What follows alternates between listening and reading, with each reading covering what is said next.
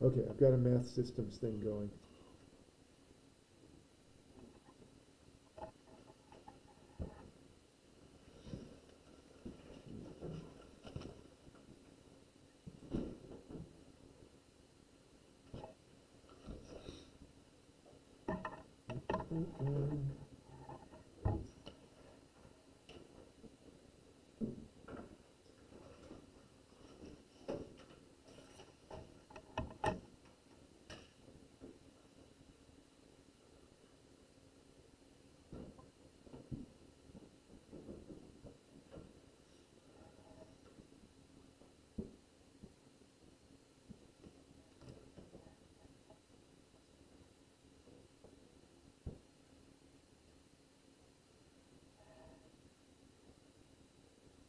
All right, let's see how we're doing with this. I just want to get these labels, these numbers written down. So you guys can help me with this, can't you? Just a sec. Let me find some volunteers. Here we are.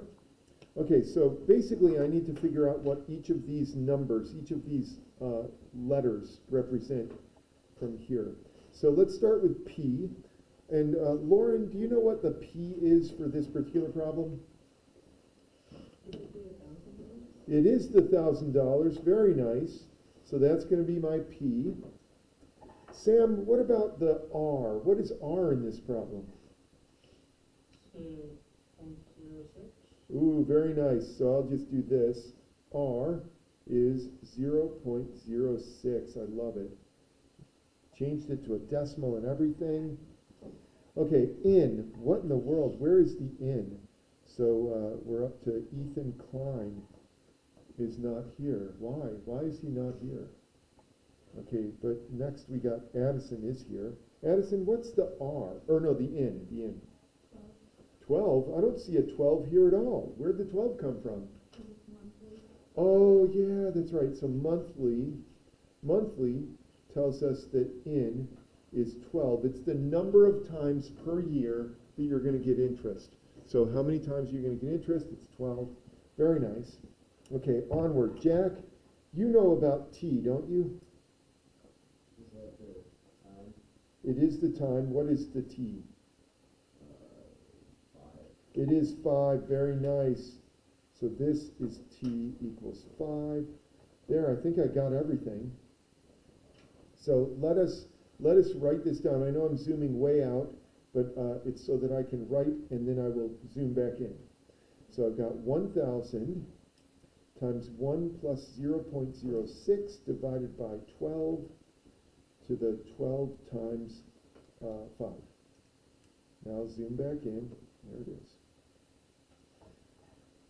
Okay, so what I would suggest, especially with today, especially with what we do today, is to take your time. Be patient when you're computing these things.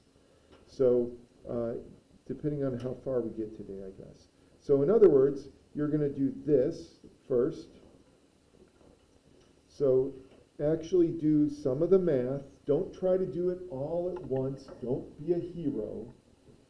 Just do one bit at a time. So what I just did there is I did the stuff in parentheses. 1 plus 0.06 divided by 12, and I got 1.005.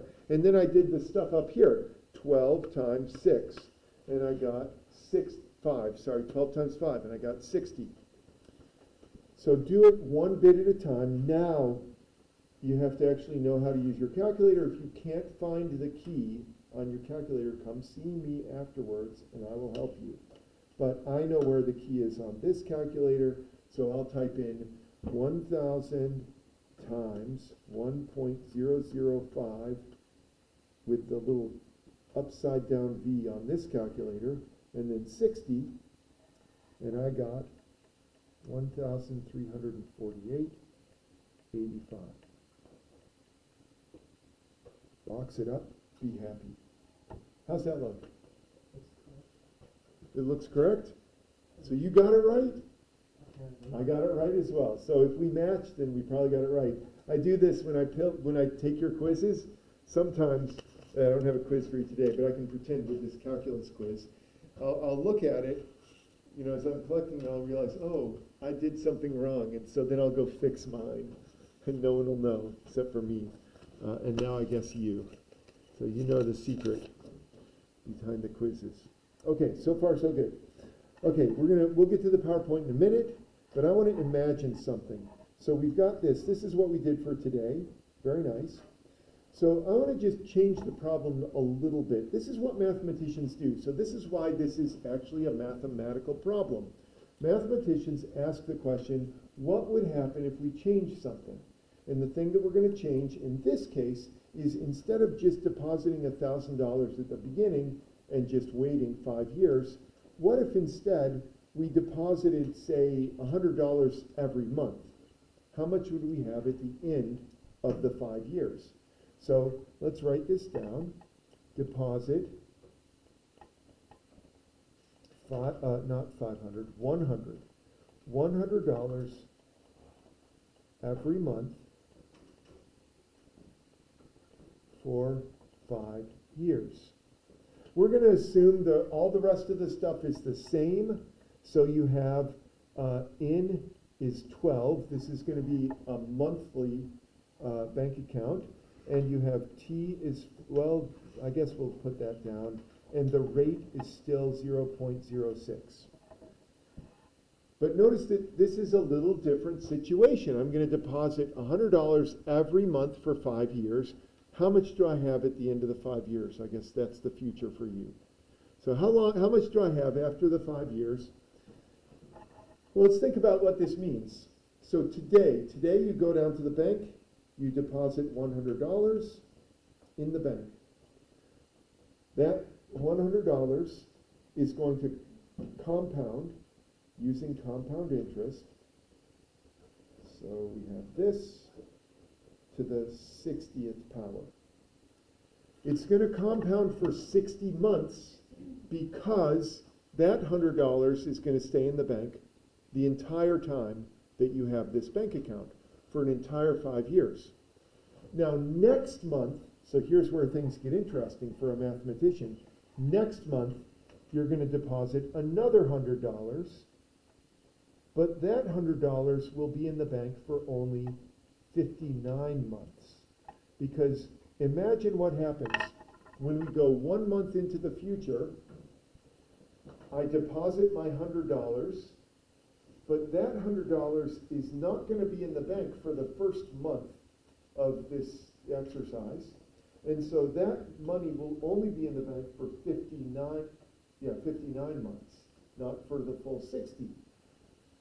However, at the end of this time period, I will have the $100 I originally deposited and all of the interest it accrues, plus the $100 that I deposit next month and all of the interest it accrues.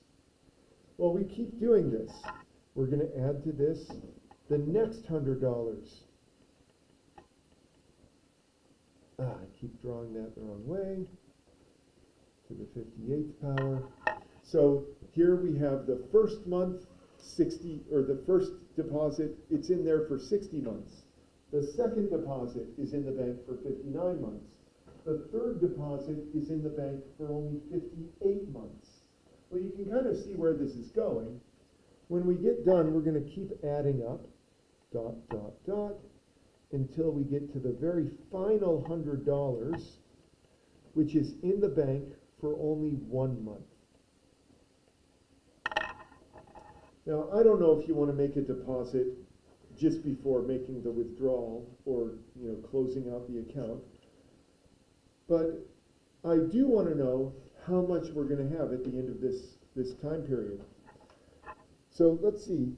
A mathematician would take all of this and would say, you know what, this looks to me like what is called a geometric sequence. I know that's really a complicated set of words there, but basically a geometric sequence is a sequence of numbers where, to get the next number, you multiply the previous number by some fixed number. Let me just show you an example of this. Did we do something like this yet? I've done this with another class, so that's why I just want to make sure. So what about this? 1, 3, 9, 27, 81. Can you tell me the next number in this sequence? 243. Wow! How did you do that so quickly? Multiply 81 times 3. Ah, there's a common multiplier here, times 3, right? Each one of these is times 3. So 243 is another times 3. So that was pretty easy. What about this one? 1, whoops, I don't want to, there we go. 1.1, 1.21, 1.331, 1.4641. Can you tell me the next number in that sequence? Not as obvious, is it? But let me just point out that it's very similar to this in that the way I came up with this sequence of numbers is I multiplied by the same number. You can check on your calculator. I multiplied by the same number each time, and if you can figure out what that number is that I multiplied by, you can figure out what the next number is in my sequence. So go ahead, take a minute, see if you can figure it out.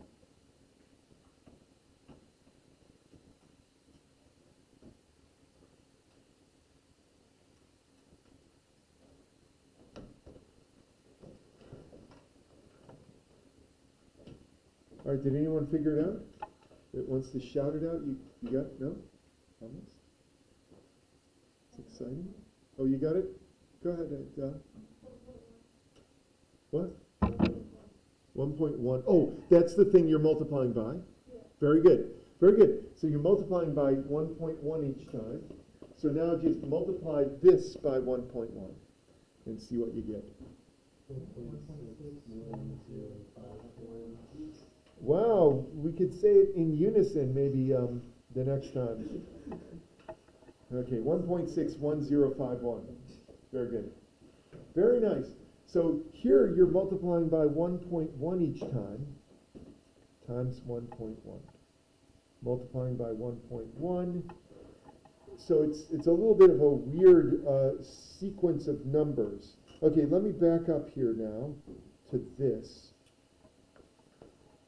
You might say, well, what are you multiplying by? Well, let me show you here. This is 100 times 1.005 to the 60th. This is 100 times 1.005 to the 59th. This one is 100 times 1.005 to the first power.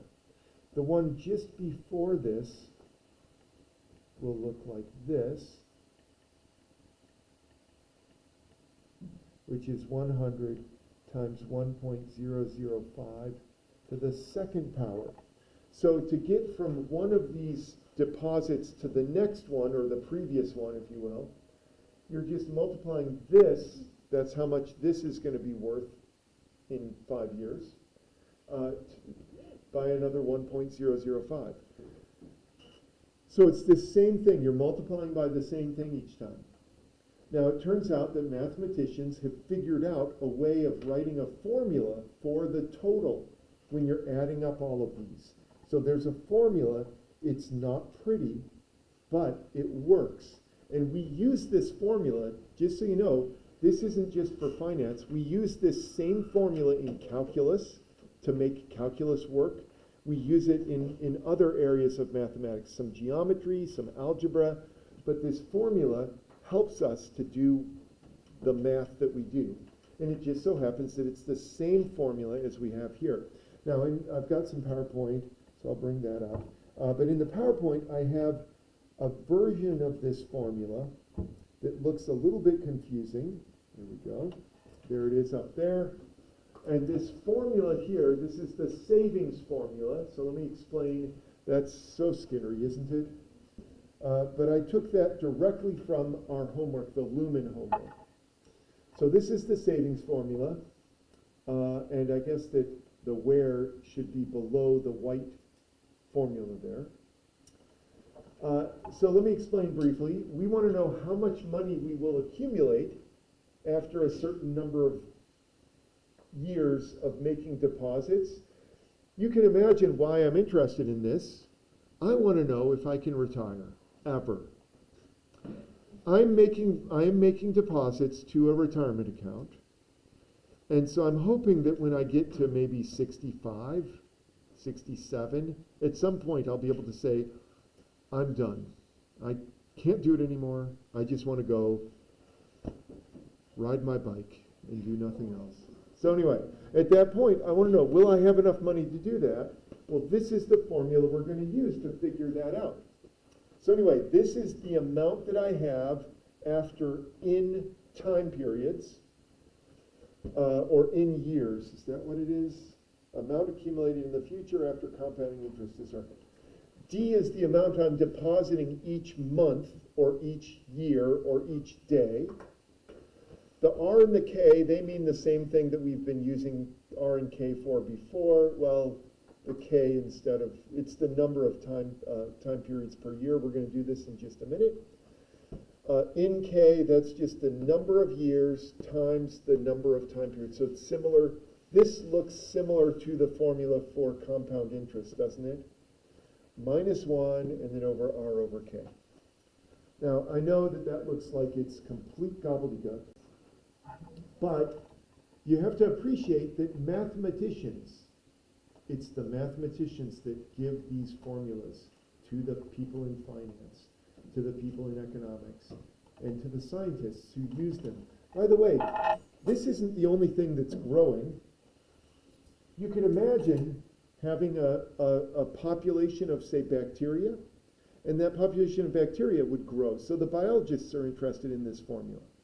The chemists are interested in this formula because you could have a reaction that is going on in a certain rate, that it's growing in the sense that the product is growing at a certain rate. And so the chemist is interested in this formula. So when a mathematician does his or her job and comes up with a formula and proves that the formula works for no matter what sort of inputs you have, then it can be used in all sorts of fields. So this is just one example of such a formula that's used, and it's here it's the context is savings, but almost this exact formula is used in other contexts in various scientific fields. Okay, so let's use this formula with, there we go, let's see, let me zoom out just a bit so we can get the whole thing. Let's go back to this, and I want to know how much I'm going to have. You know what? This is boring. Let's do this. Let's take one of you. So here, let's do this. We have a 20-year-old. I know you're not all 20, but if you are, then you're lucky. Okay, so we have a 20-year-old, and I want to know, what if you do the following? What if you deposit $50 per month in a bank account for the rest of your life? How much will you have when you are 65? I think this is in my PowerPoint somewhere. I'm just too lazy to go find the exact PowerPoint page. So you, at 20 years old, I want to know how much you will have at 65. So when you, maybe could retire. So will you have enough to retire? This is the sort of question that, of course, a financial manager or a financial advisor would be able to answer for you. But we can answer this right now. Deposit $50 per month. Let's assume 6% interest, compounded monthly.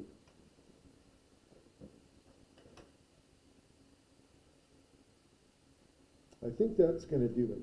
Okay, so let's grab that formula. Where'd the formula go? Here's the formula. Okay, hold on a sec. Let me crop this down so that it doesn't take up as much room. There, that'll do it. Okay. So here's our formula. So let's see if we can identify this stuff first. This is tedious, but it's math nonetheless. So let's go ahead and do it. Okay, so we need to identify this stuff. D. We have D to figure out. I need to know what R is. I need to know what K is. I need N. I think that's it. Okay, so we'll start with D. with my little fictitious thing. Oh, and by the way, what we're going to do is we're going to contrast your situation with my situation. So instead of depositing, let's see, I am 55 years old. Here, just so that you know, here's what our next job is. I'm 55, and I'm going to deposit money every month for 10 years. So let's see. I am, let's see, 55. Okay, roughly 3 times as old as you. I know, not exactly, but close enough. And so maybe I should deposit 3 times. Let's actually go a little bit further than 3 times as much. Let's go, I don't know, 10 times as much. Let's deposit $500 per month. With all the rest the same, and compare who's going to be in better shape when they turn 65. Okay, so let's go with you first of all, the 20-year-old at least. So let's find some volunteers here. I think we're up to Alex Corson. What is D for this problem? Yes, so D is the uniform deposits. How much are you making or depositing each month? So $50. $50, that's not bad, is it? You could do this, couldn't you? Well, maybe. You might want to after we get done with today. Next, we need the interest rate. And this 6% is not a bad estimate for an interest rate if you allow for, over time. Nick, what do you think? What's the interest rate here? 6%. I'm going to write it as a decimal. Very nice. All right. Wait, is Lily here? You are here. You're just hiding, aren't you? Lily, what do you think K is for this one?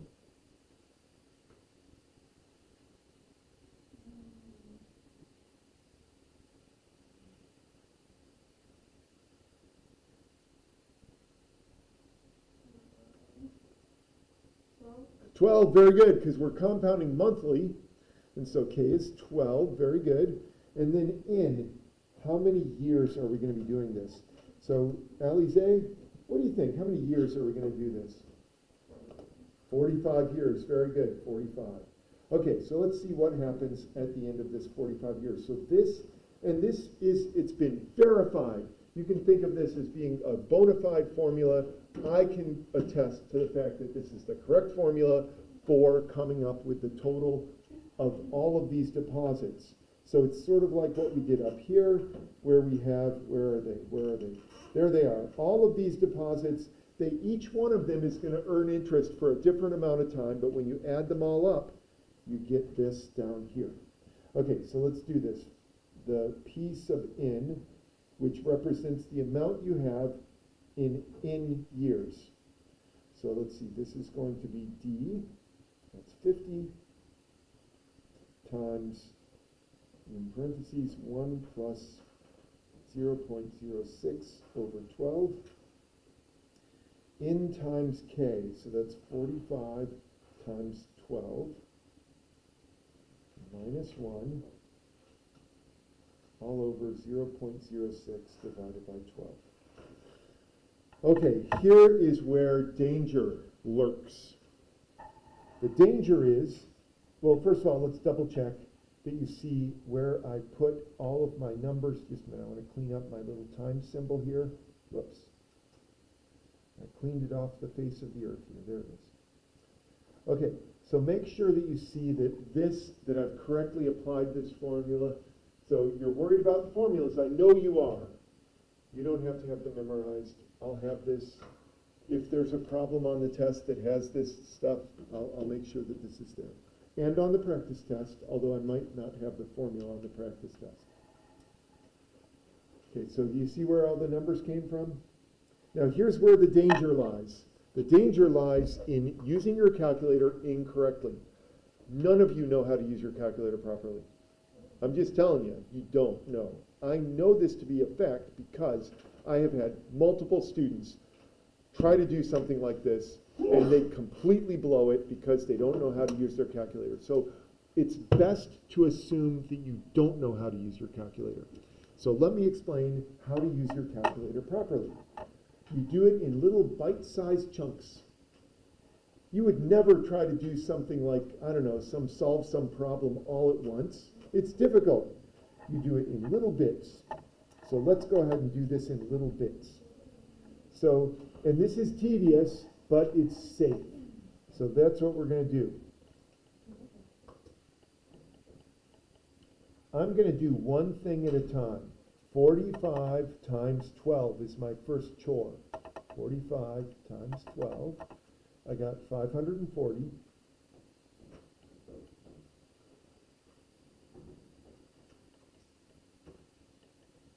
It's, like I said, it's tempting.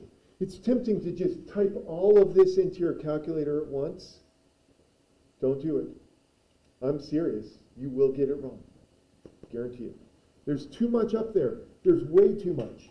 Okay, so here's, better put a line here so you can see. There's where we are. Okay, next thing I'm going to do, and this is tedious, but it's the safe way to go.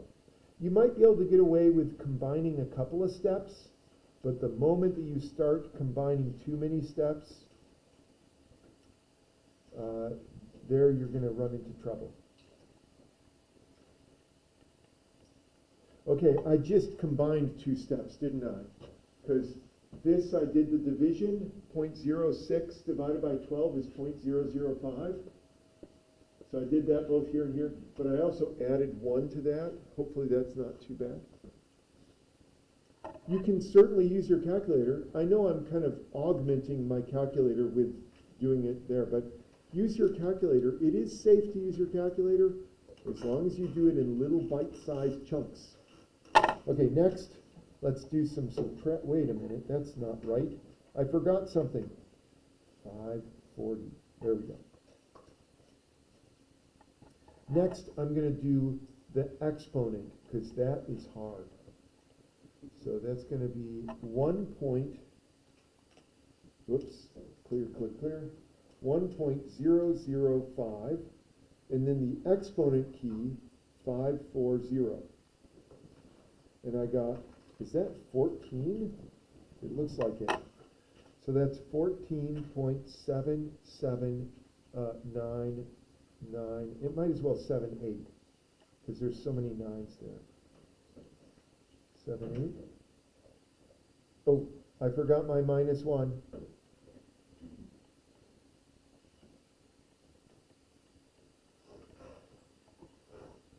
I realize that some of you are already done. I'm just doing this because I care. I don't want you to get it wrong.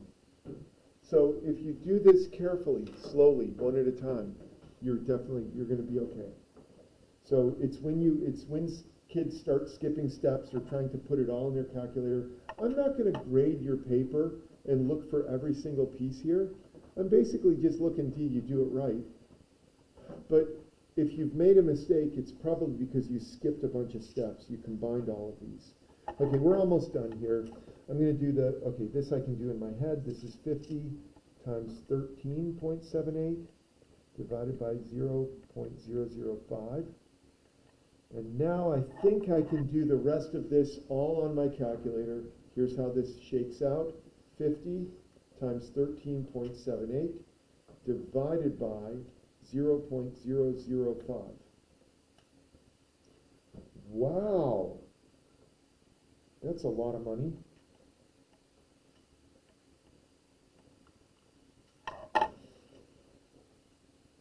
That's the number I'm getting. Does that look like what you got? Okay, so I should say this probably isn't enough for you to retire. Sorry. You're going to have to make larger contributions. However, it's surprising that $50 a month from now until you turn 65 turns into this kind of money. If you deposit $100 a month, you'll double that. And this is assuming a 6% rate of return, which if you invest your money in this, future returns are not guaranteed. What do they say? Anyway, past performance is not indicative of future returns. That's what they say. But nonetheless, you're likely to get a good rate of return eventually. And you'll have lots of money to retire on if you start saving now. Okay, so let's look at my situation. So I'm gonna deposit $500. So let's see, where is me? Where's me? Me is down here. There it is. So the big difference, the rate is still 0.06. The K is still 12. The number of years is different, and the deposit per month is different. So I'm depositing $500 per month, and I'm only doing this for 10 years. So let's see. So I got to sock away a lot if I'm going to catch up with you in terms of retirement. So let's see if I can get my formula. Let's do it this way, because I don't want to have to write too much. Here's what I'll do. Bless you. There we go. I know, it all just magically appeared. Here we go. Let me just make one more adjustment. Move this down just a little. Okay, that's better. Okay, so let me just show you what I did here is I'm just going to change this to 500. And instead of 45 years, I've got 10 years to make up all this money. Let's see how this changes things. Okay, so down here, when we did this calculation, this becomes 120 instead of 540. Then we go further down, this is 120, this is 500. The rest of it is still the same as what you have for your amount. Okay, now I actually have to use my calculator because that's going to change this number. Let's see, it's 1.005 to the power of 120 instead of 540. Come on, why can't I read this? Seriously, it's that low? 1.81? That's pitiful. I'm starting to feel a little anxious about my retirement plan. So this is 500 times 0.0819. Okay, now I think I can just punch this into the calculator and get an answer. So I'm going to do 500 times 0.819 divided by 0.005. 81900. 81,000. So you can put away $50 per month until you turn 65, and you'll have $137,000. When I put away $500 per month, I'm only going to have $81,000. Now here's the shocking thing about this. If you think about it, I'm going to deposit $500 every month for the next 10 years. So my total deposits are 500 times 120. That's $60,000. If you just want to know the deposits, I have $500 times 120 different deposits. That's 60,000. On the other hand, your total deposits,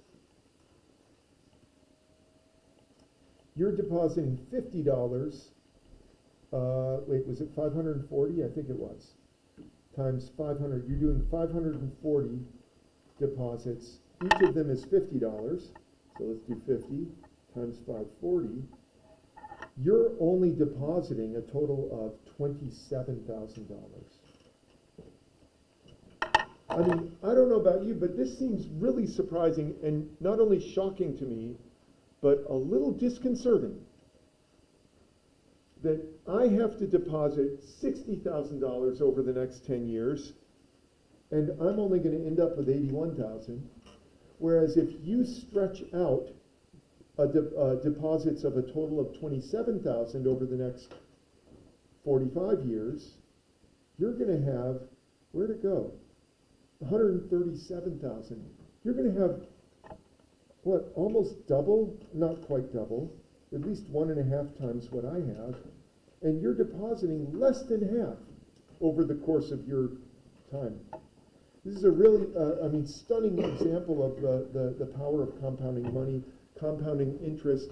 And it's the reason why my kids have already started to save for retirement. My 21-year-old daughter, in the fall, she said, "Dad, should I be, saving for retirement?" I was like, she said, "There's an option at work." I said, "Yes, if they're going to, make contributions towards your retirement account, do it. The earlier you do this, the better in terms of your futures." So, yeah, this is just pitiful in terms of my future.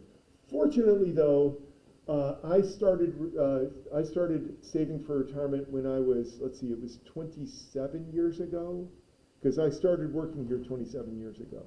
So when I was hired, that's when I started, because before I was a graduate student, I didn't have any money, so I couldn't save anything because I didn't have anything. But, so I'm doing okay. I'm probably not going to have as much in my retirement as you have in yours, because you're going to start saving even earlier than me. But the earlier you do, the better. I'm not going to have as much as my kids will have when they retire, probably, but I hopefully will have enough to take a few bike rides. Okay, what else do we have for today? It's, okay, just a sec. I haven't even done PowerPoint, or did I? I did a little bit of PowerPoint, didn't I? Yeah, there was some PowerPoint. This was boring. Oh, I know what we can do. Just a minute. Let me close this one. Hold on a sec. I know, I've got too many PowerPoints open at the same time. It's this one that I want to take a look at. Where is it? Here we go. Okay, yeah, just a quick interesting little sidebar. That so Wesley, we're a holiness community here, and so we think of John Wesley as being the fourth part of the Trinity. Okay, I joke about that, but when you go to your theology classes, the Nazarenes, they love Wesley, and so Wesley has this sermon he wrote on the use of money, and in this sermon he describes these. Sermons are best if there's 3 points. So I'll just do a quick summary here. He has 3 points. His point number 1 was gain all you can. Point number 2 is save all you can. And point number 3 is give all you can. Now, if you really want to read this sermon, it's really well done. Just Google it, Sermon 50, Wesley. You'll find it. But anyway, I wanted to just mention this gaining all you can.